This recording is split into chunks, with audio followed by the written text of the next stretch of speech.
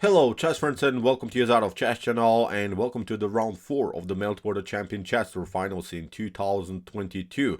So we're starting now this round with a beautiful match between Anish, Giri and Magnus. Carlsen and Magnus and Jan-Krzysztof were the only players that had a perfect score after the first 3 rounds. They won every game they played so far, but nothing is lost even if you maybe lose one game in this particular round, because still Magnus Carlsen and Jan-Krzysztof have to play against each other. So still we have to see this direct duel between the two of them, and of course in the past we have seen that also Duda won some matches against Magnus. So still it's a dynamic tournament. It's, I think, incredible what we have seen so far in this beautiful chess event. So let's check out now one game between Anish Giri and Magnus Carlsen. Then I will reveal you the result between the two of them after this match, and then I will reveal you also the current standings of the Meltwater Champions Chess Tour finals in 2022. So let's check out now one game. Here it was the third game they played. Here Anish Giri played with the white pieces and Magnus Carlsen played with the black pieces. Anish opened with the move e4.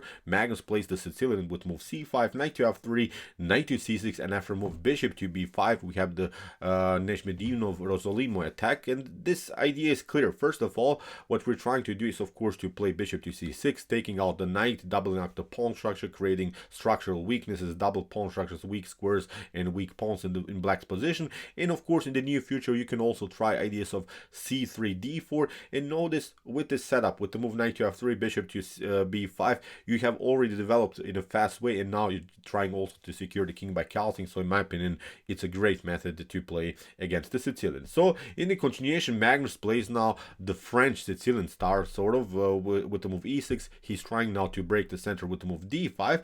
You could of course take bishop to c6, but of course after d takes c6, b takes c6, maybe mission accomplished. You have created maybe some weaknesses, but still black is continuing with the bishop pair and could have also a solid game. So that's why in the continuation here Anish castled. He didn't take out the knight on c6, and Magnus secures now the position with the move knight to e7. If you want to take now, of course we have another knight that could take on c6, so then the pawn structure wouldn't be messed up here in black's position. So we have now rook to e1, and this is a beautiful move. This is a normal move in these types of structures. Rook to e1, liberating one square for the bishop. If the bishop gets challenged, or maybe with the move a6, you don't have to take out the knight. You retreat just to f1, and you could have a great support. You can push the pawn on e5 and could have a good central control. Also still the plan remains, you can also play c3 d4, creating maybe a nice structure in the center of the board. So in the continuation now comes this idea, a6 hitting the bishop, bishop to f1, and now Magnus has still the opportunity to break and enter here with the move d5. But Magnus, in my opinion, makes a tiny little inaccuracy. Maybe he has somewhere this line prepared at home, but in my opinion a better line is here to break and enter with the move d5. Probably Magnus wanted to surprise here Anish with the deviation of the main line, playing just maybe even a slightly worse move just to get him out of the preparation. Here you see maybe with the move d5, okay, black could be challenged in this way with the move e5, but now with knight to f5 I think you have solid play. You're liberating here also the square for the bishop. You can castle in. Both of these knights are very powerful around the square d4. Okay, Magnus play now the move knight to g6. We have now c3, beautiful move by Anish. He's trying to get this powerful central control with the move d4. We have bishop to e7, d4, c takes d4, c takes d4, and notice how white gained now a beautiful central control with his pawns. These pawns are controlling 4 very important squares in black's camp on the other side of the board. So now finally Magnus breaks the position with the move d5. Anish plays now the move e5, has now finally a space advantage because now the pawn is on the 5th rank and occupies now the other side of the board. And notice here in these types of structures many times the bishop, the light square bishop, is a bad piece, so it's not so good. And also I don't like the knight, because here after kingside calcing and the knight to c3, bishop to d7 that Magnus Carlsen played here, now Anish finds a beautiful way how to create really some madness. Here he plays now the move g3, brilliant move by Anish. Then afterwards he's trying to play h4, h5, kicking away this knight, and the knight wouldn't then have good squares. You would have to even maybe corner your knight in some occasions here on h8. So it's now a very nice preparation here by Anish, and with the space advantage here, white is here really a solid game. The bishop is good here on this diagonal. This bishop can be also included maybe on this diagonal, so it's now very power play so far by Anish Giri. So that's why Magnus undermines a little bit the space advantage. He's not tolerating this annoying pawn. In the continuation, we have now e takes f6, liberating now the e file. Now we have a backward pawn as a weakness here in black's camp, the e6 pawn, but also we have a weak square in black's camp. Now white could occupy maybe the weak e5 square. So in the continuation, rook to f6, bishop to g5, attacking now the rook has to retreat, bishop to e7, knight to e7, bishop to g2, and now after move knight to f5. Okay, Magnus is attacking now also twice the pawn.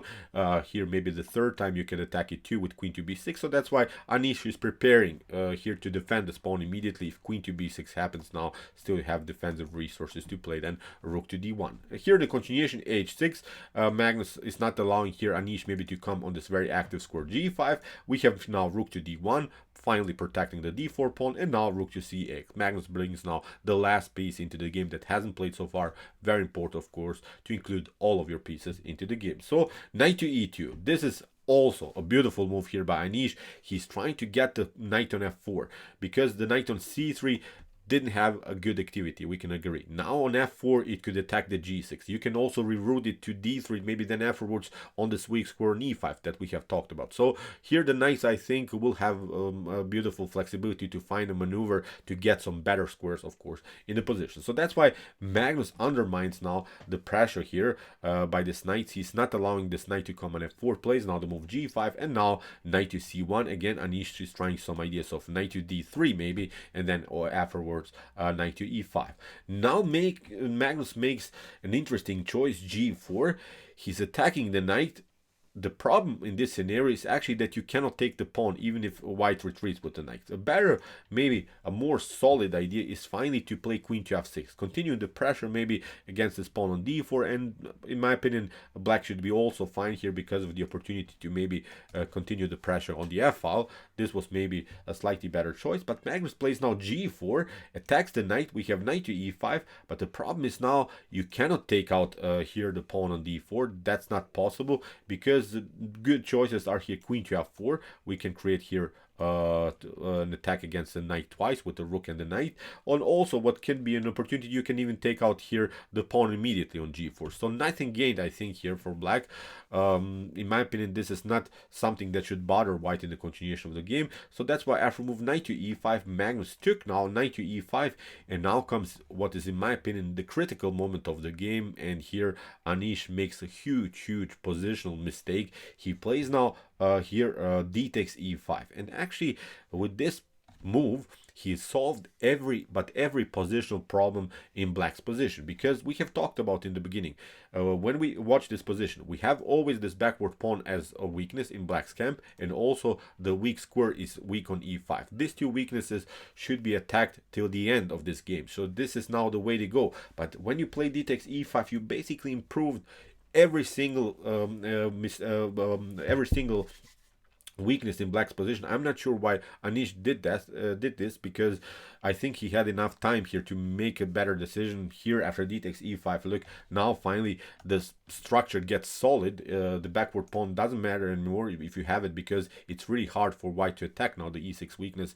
And now actually the pawn here on e5 is standing in the way of your attack. So really a huge positional mistake. Look what happens. For instance, we play rook to e5. This is the way to go. Now white needs to, black needs to continue with queen to f6, and now you just continue your battery on the e file. And I think again you find some ways somehow to get with the knight into the game. The bishop is always paralyzed to the defense of the e6, so it's now a much better position here for white. I'm not sure, as I said, why Anish did it, and from this point on Magnus is taking over. Although here before this move I think Anish had a much better position. So after d takes e5, Magnus finally liberates now his bishop. His bishop doesn't have to protect anymore the e6 pawn. Now the bishop is getting into the game in a beautiful way. We have now b3 here. Anish is trying to kick away the knight, the bishop with the move a4, queen to g5. Here Magnus is trying even to simplify the game. He's saying I can even trade off more pieces, go into an endgame, because now he has the power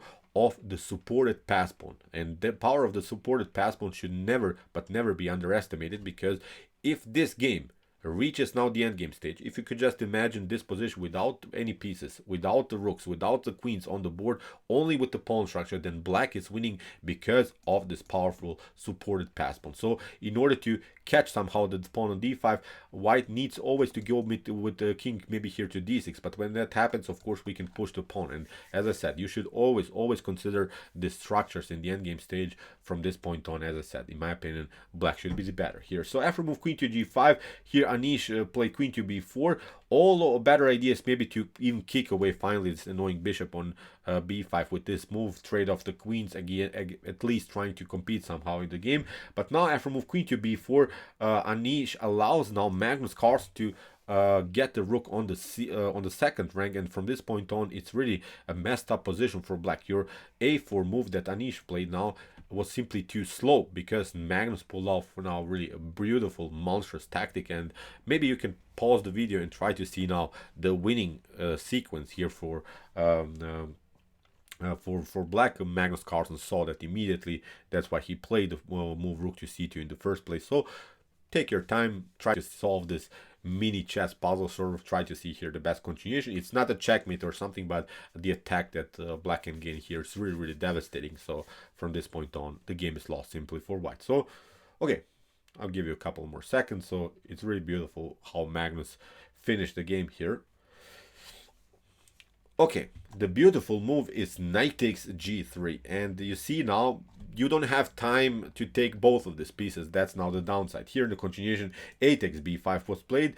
If you play h takes g3, nothing gets better. You can play rook to f2. You're standing maybe in the way with your knight here, but now after bishop to e2, you can pick up here maybe the rook. But now with bishop to d1, again this discovered check, and now the queen should come into the game. You can maybe trade off just the queens, but here of course black will pick up maybe both of these pawns and has still this supported pass pawn that we have talked about from an endgames perspective. This is now completely winning here for black. So that was the way to go. Maybe this was the only chance for Anish to make a draw. So h takes g3, take out the knight, but Anish took the bishop, and now it gets even worse because Magnus plays this powerful rook battery again on the second rank, pardon me, and now the attack is devastating. You cannot escape from this mess anymore. It's even a forced checkmate.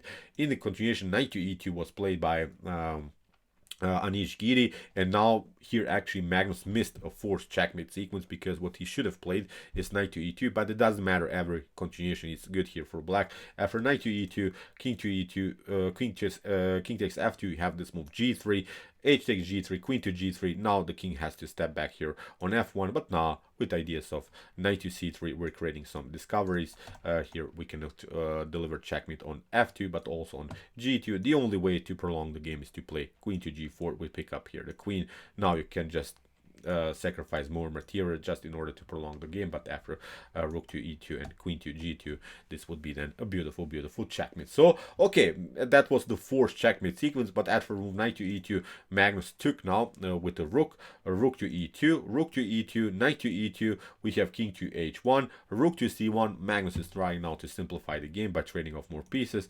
Queen to e1, we have rook to d1, after queen to d1 and queen to c1. In this position, Anish Giri resigned. So let's see now what was the problem. After here queen to c1, knight to c1, the pawn on b3 is of course hanging. Now you have to of course trade off this pawns now, but even if you push the pawn here on b4, we'll play knight to a2. You can attack maybe this one, but we'll pick up simply the pawn on b4. The a6 is protected, and now with 3 more pawns than white is here, of course black is having here a completely winning game here. So that's why, as we said, here after move queen to e1, rook to d1, and queen to c1, in this position Anish Giri resigned. So incredible game. I think the d takes e5 move that Anish played here caused him many positional problems, and Magnus punishes this kind of stuff immediately with some immortal wild tactics. He sees this kind of stuff. If you leave him just a tiny little opportunity in the game, he'll punish you for sure. Incredible, again, tactical shot by Magnus. We have to say this is fast time format chess. This is rapid chess. These calculations that Magnus is pulling off in this particular tournament are really incredible. He won now every match that he played so far. But the cool part about his games that he played so far is that 3 of his 4 games he ended with a result of 3-0. So he with 2 wins and also 1 draw against Niyezhmetdinov-Rossolimo. So he's destroying his competition in this particular tournament. I think the only double-edged match that we have seen so far was maybe the match between Wesley So and Magnus Carlsen, but also in that game Magnus played immortal, really wild chess. So incredible performance again by the world champion, and he's now the favorite to win the whole event because Jan-Krzysztof lost his game against Lee Kwang Liam. But as I said, nothing is lost because still Magnus has to play against Duda, and Duda in the past managed to win some games against Magnus Carlsen, but still in my opinion Magnus is of course the top favorite to win the whole tournament because how he's playing also in this event, it's really incredible. So okay, I hope that you enjoyed the game. I really enjoyed it a lot. Interesting tactical shots in the end for sure. If you want to see some other games that we have covered, check out my coverage so far with some beautiful games that we have analyzed. Here are some links of some games, and if you like this content, don't forget to subscribe to my channel. See you soon with some more videos, and what to say, chess is the best, of course.